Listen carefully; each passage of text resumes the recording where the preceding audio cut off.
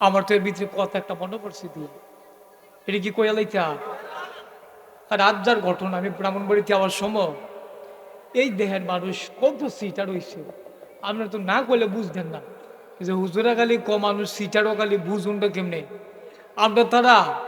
আমি যখন বাসের ভিতরে উঠছি আওয়ালের সময় যা এই বাসের ভিতরে উঠছি পরে তো দুইটা মানুষ অনেকগুলো স্টুডেন্ট তো থাকতেই পারে গাড়ির ভিতরে থাকে না বাসের ভিতরে।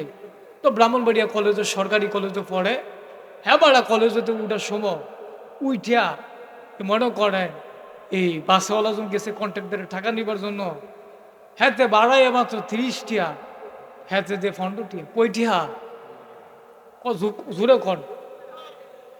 তো হ্যাঁ জিজ্ঞেস ভাই আপনি ফন্ডটিয়া দিলেন কিনে কই স্টুডেন্ট।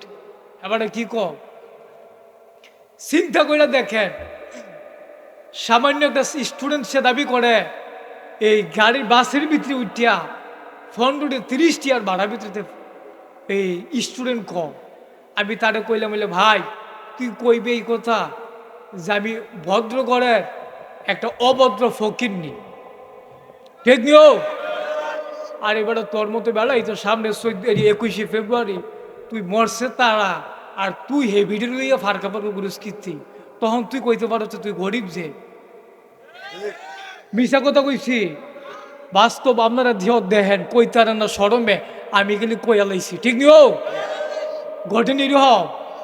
হ্যাঁ তো বাস উইটে কই স্টুডেন্ট বাস উইটে কি ক আর সারা দুনিয়া হাতে বয়ফ্রেন্ড গার্লফ্রেন্ড নিয়ে ঘুরতে পারে তখন স্টুডেন্ট তাই কইতো ঠিক নিও।